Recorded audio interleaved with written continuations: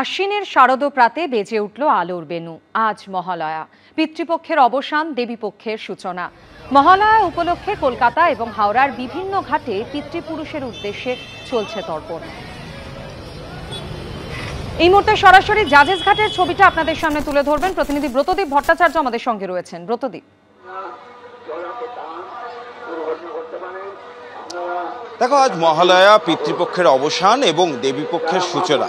তবে শুধু পিতৃপক্ষের অবসানই নয়, বাঙালির বছর ভরের অপেক্ষারও অবসান আজকে। কার্যত আজকে থেকেই কিন্তু শারদ উৎসবের সূচনা বাঙালির কাছে।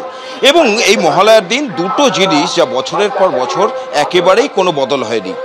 এক, বাংলার অলিতে গলিতে বীরেন্দ্রকৃষ্ণ ভদ্রের কণ্ঠে মহিষাসুর মর্দিনীর প্রতিধ্বনি এদিন সকাল হতেই শোনা যায়। আর দুই, শহরের ঘাটগুলিতে ঠিক থেকে মানুষের ভিড় তর্পণের জন্য।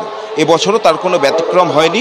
ভোর হতে না হতেই একদিকে যখন বীরেন্দ্রকৃষ্ণ ভদ্রের কণ্ঠে আশ্বিনের শারদ প্রাতে বাজতে শুরু করে, ঠিক তখন থেকেই কিন্তু শহরের ঘাটগুলিতে ঠিক এইভাবেই ঠিক থেকে মানুষের ভিড় জমতে শুরু করেছে। আমি এই মুহূর্তে রয়েছি জাজেস ঘাটে এবং জাজেস ঘাটের ছবিটা ক্যামেরায় আমার সহকর্মী প্রীতম চক্রবর্তী তুলে ধরছে। দেখতেই পাচ্ছ, কাতারে কাতারে মানুষ, তারা রাজ্যের বিভিন্ন প্রান্ত থেকে এসছেন যে গঙ্গায় এসে তারা তর্পণ করবেন, পিতৃতর্পণ। নিজেদের পূর্বপুরুষদের আত্মার শান্তির জন্য এই প্রথা বছরের পর বছর ধরে চলে আসছে। এবং যেহেতু বহু মানুষের সমাগম হয়েছে এখানে, কলকাতা পুলিশের তরফ থেকে কিন্তু একাধিক ব্যবস্থা নেওয়া হয়েছে। দেখতেই পাচ্ছ, সিভিল ডিফেন্সের কর্মীরা তারা বোটে করে সেখানে নজরদারি চালাচ্ছেন।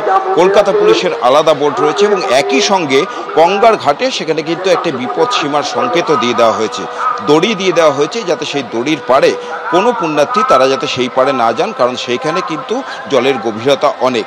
এবং শুধু তাই নয়, ঘাটেও প্রচুর পরিমাণ পুলিশ কর্মী মোতায়েন রয়েছে।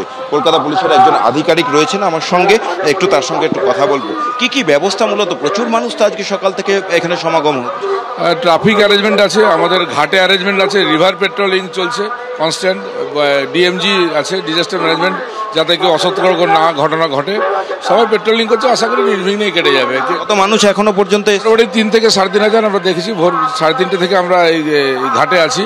ঠিক ভোর 5টার পরে আস্তে আস্তে লোক বাড়লো। একটা সময় খুব পিক ছিল, এখন আস্তে আস্তে করে ঘাট ছাড়ছে, মানুষ পিসফুলি যাচ্ছে। কিছুক্ষণ পর তো জোয়ার আসবে, সেই সময় কি আলাদা কোনো ব্যবস্থা? কনস্ট্যান্ট মাইকিং চলছে, ডিজাস্টার ম্যানেজমেন্ট ওরাও মাইকিং করছে। প্রচুর মানুষ ভিড় জমাচ্ছেন তর্পণ করার উদ্দেশ্যে। অন্যদিকে কোনো রকম অপ্রীতিকর পরিস্থিতি এড়াতে, দুর্ঘটনা এড়াতে আর পুলিশের তরফ থেকেও কিন্তু কড়া নিরাপত্তা ব্যবস্থা করা হয়েছে। অবশ্যই এই ছবির দিকে আমাদের নজর থাকবে আজ সারাদিনই। ব্রতদীপ, আপাতত ধন্যবাদ তোমায়।